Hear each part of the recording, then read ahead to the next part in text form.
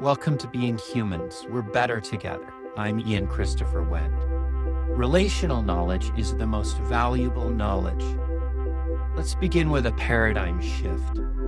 We should value knowing our people more highly than professional knowledge, technical knowledge, or political knowledge, even though those domains are often connected to increased status or money. Too often, we are convinced to pursue success, degrees, career, or just excitement. And so we walk away from, move away from, or let go of people we know who know us. We believe that relationships are easy to make or replace. We believe that the connections we made when we were young will always be there. Or we don't place enough value in the people with whom we share relationships, relational knowledge and bonds. Maybe we even consider those people and those relationships to be a weight to be shed and left behind so that we can reinvent ourselves in anonymity in a new city. Sadly, building new relationships is hard work that takes a long time. We'll never replace many of those people, particularly not family. And in many cases, the relationships we leave when we move away won't continue. We also mistake new contacts and professional connections for long-term relationships. But most people in professional settings will not sacrifice for us. They won't be there for us when we have a crisis or when we lose our apartment or our job. They'll find someone else to chat with at work. We also naively believe that we'll be good at knowing who to trust and that we'll be able to gain the trust of others. I have certainly made this mistake in my life. But you can only trust people to be who they are and do the things they normally do. It takes a lot of time and experience to know a person and what they'll do in a given circumstance. Sadly, the result often is that we get hurt when we hope and trust in people who never were who we thought. The failure to highly value relational knowledge is a road to isolation and loneliness. I don't mean to say that we should never move, or not pursue education or careers, or not have dreams that extend beyond the confines of our current locale and current relationships.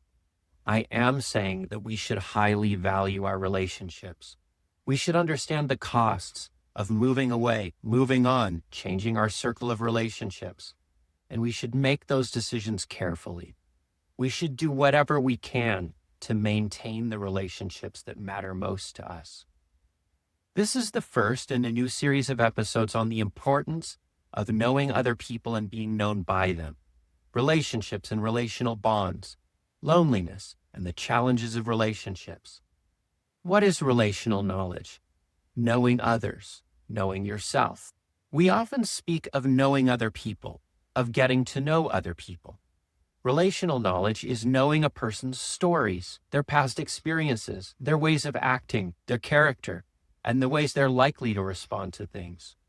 Relational knowledge is shared and multidimensional. You know them, and they know you. Relational knowledge significantly constitutes our consciousness. Our caregivers, our parents, grandparents, siblings, and intimate friends and family taught us to be human, for better and for worse.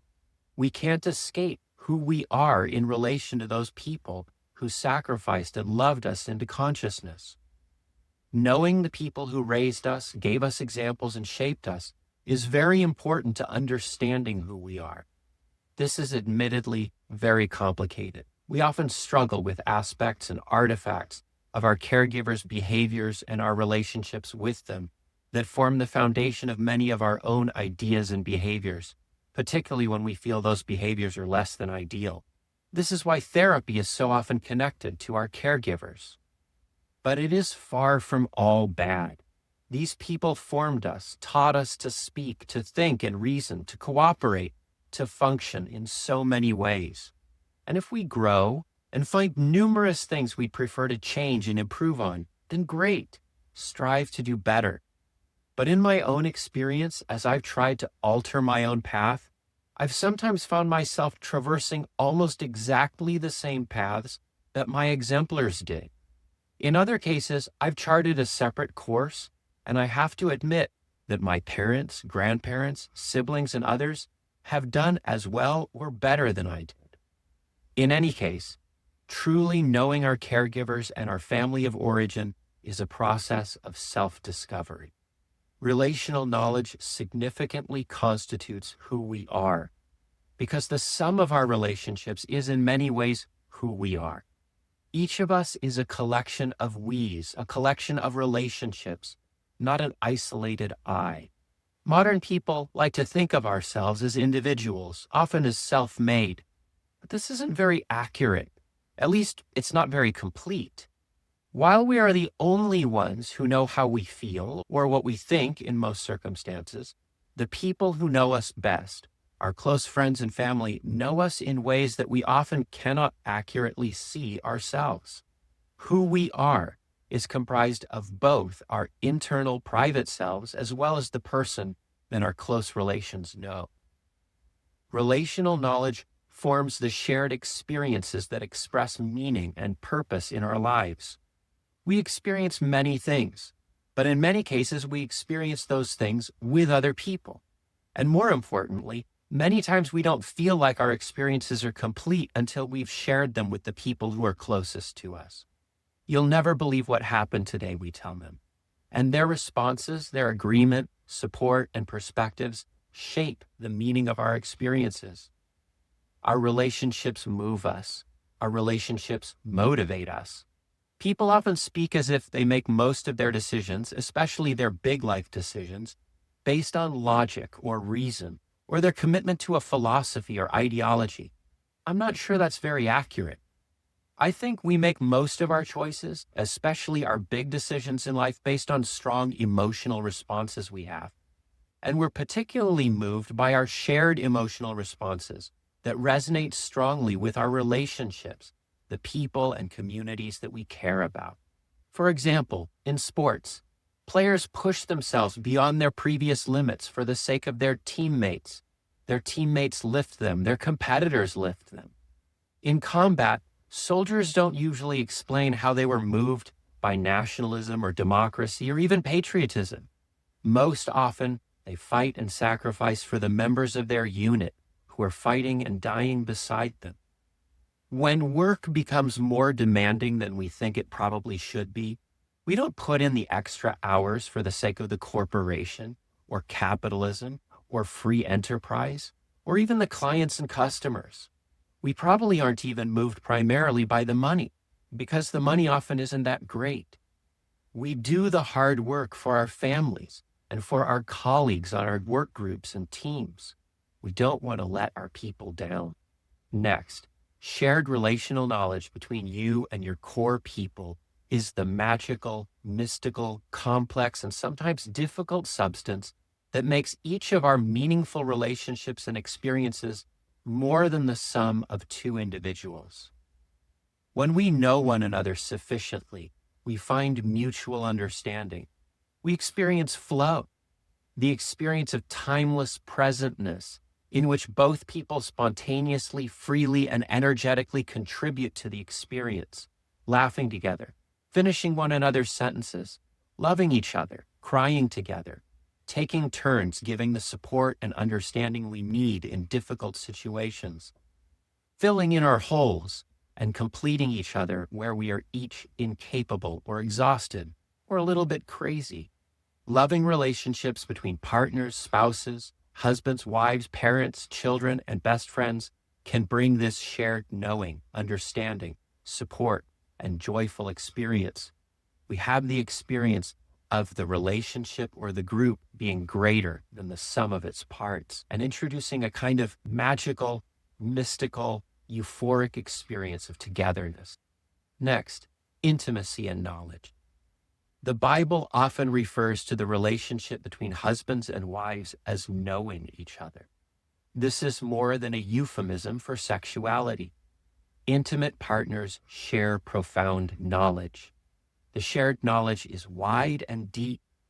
Intimate partners share purpose, meaning, plans, goals, and endless hours of work and sacrifice in making lives together, in making a home together, in raising children and a family together. Fidelity and trust are the foundation of this knowledge, bonding, and collaboration. Casual sexual relationships diminish intimacy. and limit long-term bonds in ways that can preclude this kind of relationship and shared knowledge and understanding. Before we conclude, I'd like to change our perspective to address the incredible breadth of human connections that our modern 21st century society has created, while also recognizing how these connections have become increasingly anonymous, institutionalized, corporatized, commercialized, and alienated. We aren't alone. We aren't isolated. In fact, I would go so far as to say that in our 21st century society, we're almost never truly isolated or alone. In previous centuries, most people had deep relationships and bonds with a small number of people they knew well.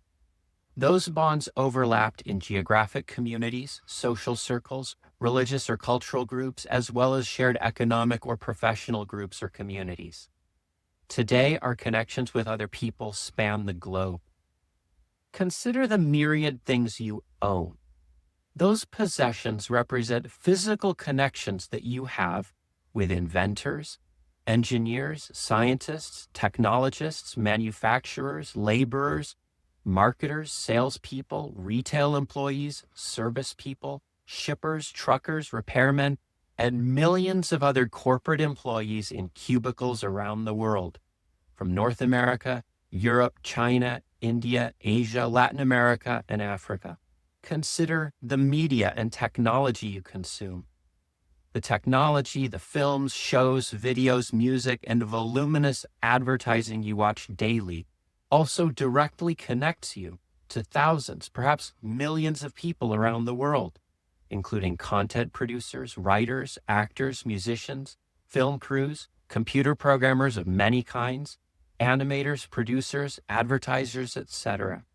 The food you consume from the grocery store, as well as the restaurants and fast food chains you frequent, connects you with farmers, ranchers, agricultural manufacturers, food processing plant workers, grocery store employees, employees of retail corporations, cooks, servers, truckers, and dishwashers around the world, and particularly up and down the Western Hemisphere. We are profoundly interconnected. Remember the pandemic? Remember when everyone in North America went insane and bought all of the toilet paper? Why was toilet paper the hardest thing to find? Why not milk? Anyway, our supply chains span continents and oceans, but we do not know most of those people. We usually don't even bother to know the people in those supply chains of creativity, production, and distribution that we really could know, like the checkout clerk at the store, or the person who sells you your cell phone, or the server at TGI Fridays. Our relationships have been replaced by institutions, corporations, governments, and brands. In many cases, dare I say in most cases, we even prefer the anonymity. But that anonymity and corporate commercialized culture does bring alienation and isolation. We ought to recognize this. Let's make intentional choices. These days, many people choose to get to know their local businesses, local farmers, local restaurants, and diners. Personally, the process of becoming a content producer has made it very clear to me how much effort and labor goes into making the videos that we casually consume every minute of every day. When we want to know how to fix something or cook something or know some random thing, we go online. Oftentimes there's a thread where people have shared their knowledge or a very useful video showing us how to do that exact thing. We rarely make any connection with them, but we could click like or even drop a human comment. If there are people that you consistently connect with online because you're really interested in their ideas and content, that may very well be a human connection worth making. Say hello. Tell them what their videos, thoughts, and creativity mean to you. It'll mean a lot to them too. And you may lessen one aspect of the isolation and anonymity of our society. During the following few episodes, we're going to continue to explore how we connect through relationships. In the next episode, we'll consider who or which relationships we should focus our time and energy on most. We'll discuss circles of relations and intentionally and wisely choosing the relationships that matter. and we'll explore the contextual friendships and contacts that constitute most of our interpersonal connections. Next, we'll consider how do we connect, resonate together, and form relational bonds. We'll discuss the natural forms of human resonance, from eye contact to laughter to sports. We'll also look at how modern media and mirror neurons in your brain can hijack our attention and limit our relationships by resonating with people we'll never know or have a real connection with. Then we'll explore loneliness and relational bonds, as well as the ways that we are increasingly buying isolation with wealth and success. We'll also spend some time thinking about trust and boundaries. Relationships are hard. How do we resolve conflicts? How do we deal with relationships that end? Finally, we'll address ways we can increase our bonds and closeness with the right people, elevating relationships by orienting toward higher ideals. In conclusion, relational knowledge is the most valuable knowledge. I promise you, there are plenty of cubicles and corporate offices out there. You'll get the degrees and certifications needed to find jobs and sit in office spaces. Perhaps you already have. But along our pursuit of success, degrees, careers, and all of the technical and professional knowledge required to do that, let us not forget the central importance of knowing our people and them knowing us, and sharing the experiences together that create and cement that relational knowledge and bonds. When everything else passes away, when your life breaks down, when you're up against something difficult, when you're not sure you can make it on your own, when you finally lie down in the last bed you will ever occupy, relational knowledge is what matters most. Your people will be there for you to help you pick up the pieces, to make sense of the disasters, to overcome the trials and obstacles, to laugh and cry and love our way through it all.